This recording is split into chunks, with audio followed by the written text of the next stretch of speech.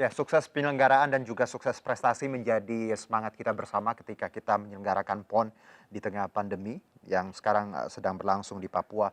Yang menarik adalah bahwa ada kasus positif ya, memang ada. Bukan suatu pemakluman, tapi kalau kita bandingkan angka dengan jumlah atlet dan juga official ini angka yang sangat kecil. Tapi tetap kita harus tetap waspada dan juga menjadikan ini sebagai acuan bagaimana ke depannya untuk menggelar event-event besar tentunya dengan prokes yang ketat dan seminim mungkin angka positif COVID. Di segmen ini saya akan berbincang dengan epidemiolog Universitas Indonesia, ada Pak Kamaludin Latif yang sudah tersambung melalui Zoom call. Pak Kamal, Assalamualaikum, apa kabar? Waalaikumsalam warahmatullahi wabarakatuh. Selamat malam. Kabar baik, Kabar Mas baik ya Pak Juno. Kamal ya. Ya, Maaf nih mengganggu waktunya, kita nggak ngobrol apa-apa. sedikit nggak apa-apa ya Pak Kamal ya? Ya, Oke, kita bicara PON Papua. Ini satu event besar di tengah pandemi yang juga sebagai pembuktian untuk Indonesia di tengah angka ya yang tadi menurun seperti itu. Karena kan negara-negara lain saat ini sedang kewalahan, tapi kita mungkin di atas angin untuk saat ini.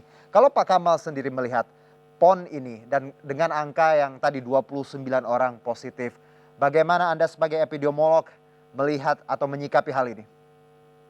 iya, Mas Juno, saya malah lihat update-nya per hari ini ya, per siang ini ya. Per siang ini itu kayaknya nyaris 40 ya Oke, update dari update lapangan. terbaru ya? Jadi Oke. ya update terbaru dari lapangan.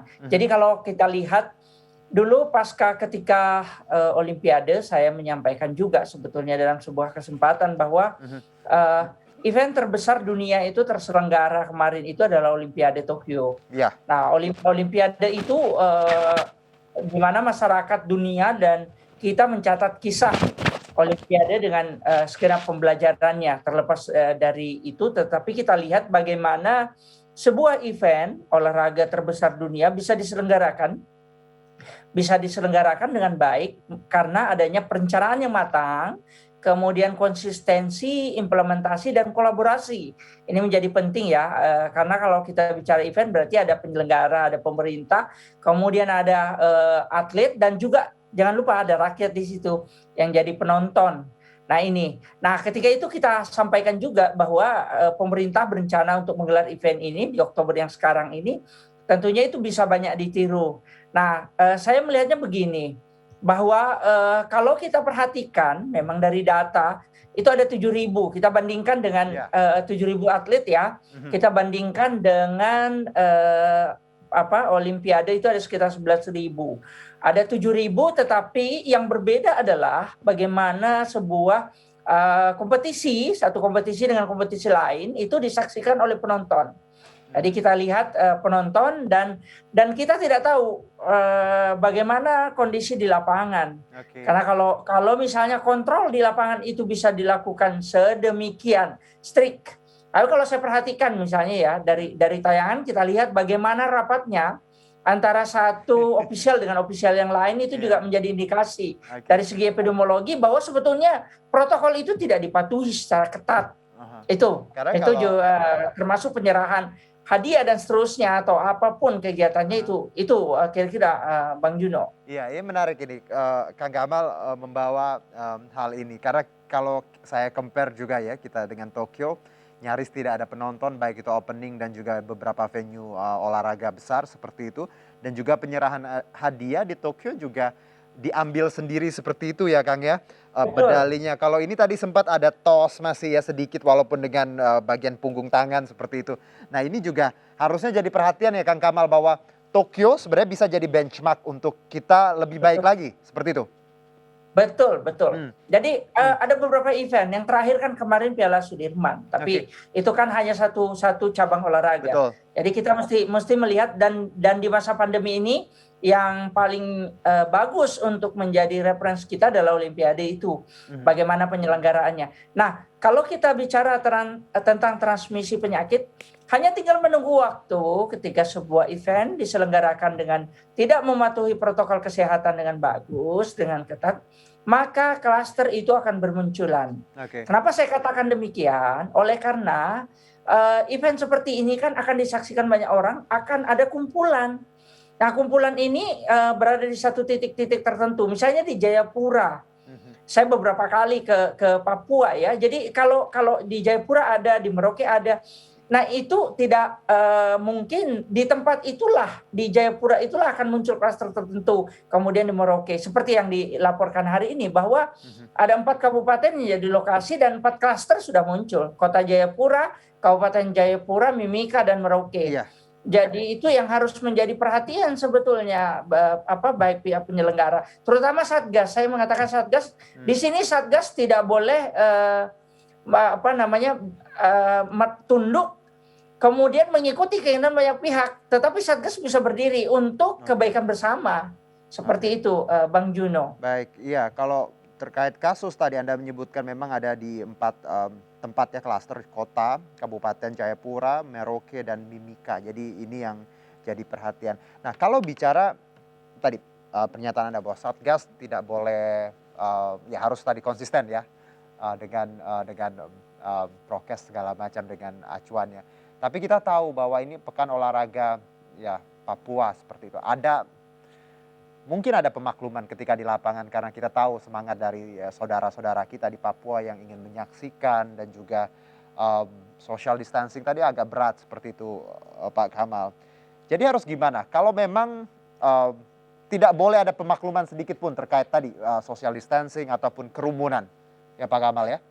Ya, begini Bang Juno, kita paham betul bahwa kondisi hampir 2 tahun, 1,5 tahun ya sejak Maret itu di mana wabah itu terjadi di Indonesia. Jadi kemudian kita juga lebih banyak diam di rumah. Nah situasi ini membuat rakyat itu kemudian merasa bahwa haus untuk hiburan. Yeah. Jadi kompetisi olahraga ini kan jadi salah satu hal yang paling menarik untuk disaksikan, terutama kepada para pencinta olahraga. Itu tetap bisa kita saksikan. Misalnya event olahraga di luar ya, outdoor, itu bisa disaksikan. Kemudian tidak harus berdekatan. Okay. Kemudian kapasitas stadion, kapasitas di di geloranya, di gornya ya, itu juga dibatasi. Artinya sebetulnya bisa dibagi. Kemudian penyelenggara juga mesti paham betul. Itulah yang saya katakan bahwa perlunya sebuah perencanaan, blueprint perencanaan yang matang. Bagaimana kita membuat siklus penyelenggaraan, mulai dari kedatangan, kemudian bagaimana atlet diarahkan. Nah, sampai penonton juga seperti itu. Jadi diarahkan betul distribusi penonton, kemudian kepatuhan penonton terhadap ini, protokol itu. Kita tidak melarang, tidak melarang. Kalau kita lihat nih beberapa VT ya, ini yang kita lihat ada cabang Muay Thai ini lagi menjadi visual kita. Ya.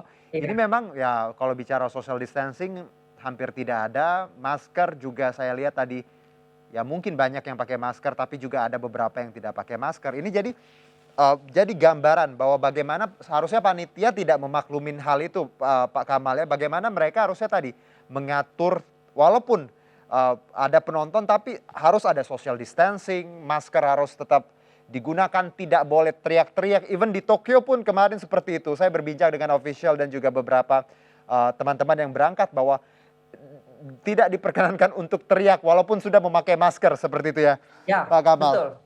Betul. Indonesia Berbicara sempat membahas sebenarnya tentang topik itu. Jadi kalau kita lihat sekarang ini panitianya sendiri tidak menunjukkan bagaimana protokol itu bisa dipatuhi dengan baik. Itu yang kita sayangkan ya. Dan kalau menunggu begini, pada saat penyelenggaraan saja itu sudah tercatat hampir 40-an kasus yang positif per siang ini, per sore ini mungkin kalau di Papua udah sore ini sekarang. Nah berarti kita tunggu dalam 2 pekan ke depan, 10 hari ke depan itu akan terjadi lonjakan yang signifikan. Ini harus kita cegah. Artinya warning ini harus kita jadikan alarm. Bagaimana kita memperbaiki pelaksanaan, kemudian merapikan kembali. Semua pihak harus menyadari bahwa situasi pandemi ini masih terjadi. Kalaupun kasus kita turun, itu kan sebenarnya ada jeda, ada penurunan. Dan penurunan bisa disebabkan oleh karena transmisi, kemudian keganasan virus dan seterusnya.